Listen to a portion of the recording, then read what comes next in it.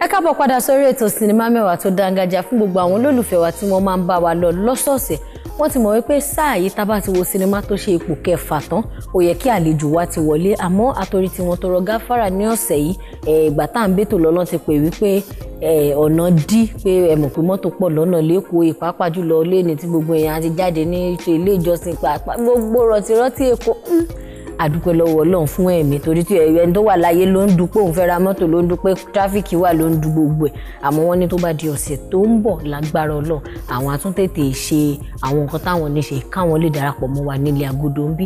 Ẹ ti mọ̀ wípé lẹ́yìn ìyẹn náà la máa ń lọ sí abala bó ṣe ń lọ nínú industry wa, ìyẹn industry gist. Lákọ̀ọ́kọ́ máa kọ́kọ́ fẹ́ kí gbogbo ẹgbẹ́ gbogbo ọmọ ìjọ Cherubim and Seraphim Ayọ̀ ní ti Sùúrùlérè pé wọ́n kó ara fẹ́ra kù ti bàbá wa Prophet Dr. G.O. Fakeye tí wọ́n di olóògbé bàbá òkú bàbá lọ sinmi ni. Ṣe mọ̀ wípé lóòótọ́ wọ́n máa sọ wípé àwọn tí wọ́n bá múmú láyé Ọlọ́run tọ́lọ́run bá fẹ́ràn jù ó máa ń pè wọ́n sọ́dọ̀ láti wá tún bá iṣẹ́ láti wá tún tẹ̀síwájú nínú iṣẹ́ rere tí wọ́n ń ṣe nílé ayé. Bàbá òkú o bàbá lọ sinmi ni gbogbo ẹ̀yin ti CNS Ayọ̀ ni mo kí ẹ̀gbọ́n mi kan dáadáa tí mo mọ̀ wípé bàbá jẹ́ bàbá wọn nínú Olúwa, ìyẹn Balm of Gilead Music ẹ̀kọ́ ara fẹ́ra kù Ọlọ́run á jẹ́ kí ọdún kó jìnnà síra wọn. Bákan náà mo mọ̀ wípé Queen Ayọ̀ Balógun náà bàbá wọn nínú Olúwa ni Prophet Dr. G.O. Fakeye.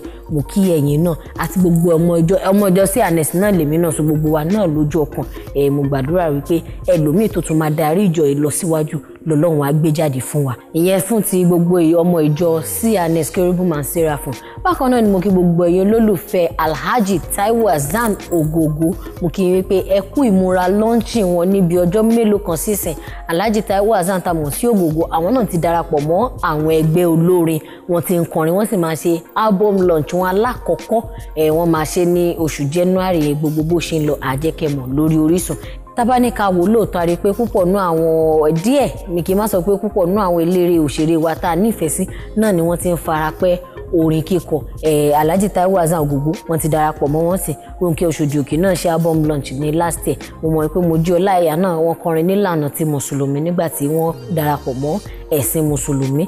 Fẹ́mi Adébáyọ̀ náà kọrin, Bukare náà kọrin àti bẹ́ẹ̀ bẹ́ẹ̀ lọ. Lérògbà tèmi omi sọ pé bóyá eré ò ta o, àmọ́ béèyàn bá ní ẹ̀bùn bóyá ẹ̀bùn àmútọ̀run ẹlòmíì ò mọ̀ pé ẹ̀bùn àmútọ̀run orin ni ibi bóyá nínú balùwẹ̀ nínú ilé ìdáná àti bẹ́ẹ̀ bẹ́ẹ̀ lọ nínú kitchen nínú yàrá lọ́n ti máa bẹ̀rẹ̀ orin kíkọ díẹ̀díẹ̀. Èmi gan lẹ́bùn orin àmọ́ mi intend láti kọrin ẹ̀yẹn fìyẹn lẹ̀ ẹ jẹ́ kí mi máa ṣe kíni ẹ jẹ́ kí n máa bá yín ṣe bí mo ṣe ń ṣe lórí Orísun bíbẹ̀. Gbogbo àwa ta ní talent orin ẹ ṣáà má jẹ́ kí talent kú mọ́ yín lára. Gbogbo nǹkan tẹ ẹ̀bùn tẹ bá mọ̀ pé níyì tẹ máa lò lórí ìpẹ́ ayé ẹ jẹ́ kí talent yín yọ jáde díẹ̀ káwọn èèyàn tiẹ̀ mọ̀ wípé ẹni báyìí ó lè ṣe nǹkan báyìí òun ni ti yẹn. Bákan náà ni àǹtí wa kan dáadáa tá a gbúrò wọn bí ọdún méjì sẹ́yìn tí wọ́n bímọ bí ọdún méjì sẹ́yìn ó dà pé 2012 ni wọ́n bí ọmọ wọn ti lọ sí ibi ọdún mẹ́ta sí yẹn bí sí ìbídàpọ̀ òbí àmọ́ ìpè rántó kan lọ nígbà tí wọ́n bímọ pọ́ mọ́ wọn ò ní bàbá kíní kan ẹ̀yìn ayé ẹlẹ́nu rẹ́zọ̀ ẹ gbìyànjú láyé wọn. Àmọ́ wọ́n ti sọ báyìí pé lọ́dún 2015 yìí àwọn ṣe ìgbéyàwó Ọlọ́run á dẹ̀ bá wọn múlé àwọn dúró. Wọ́n sì sọ ọ̀pọ̀lọpọ̀ ọ̀rọ̀ lórí ìbáṣepọ̀ àwọn àti Honorable Dino Melaye. Kódà mi ní lè sọ bíbẹ̀ yẹn má wọrí, àmọ́ wọ́n ti ní àwọn ọjà kò dẹ̀ sí wàhálà.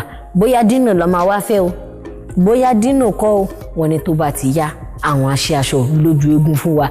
Bákan náà la mọ̀ wípé àwọn èèyàn sọ àmọ́ àwa náà ní lóòótọ́ ó yẹ ká máa fàdúrà ràn ìyàwó lọ́wọ́ pé Ọlọ́run ní jẹ́ kí wọ́n rí wàhálà ìyẹn àǹtí wa Láìdé Bákàrè.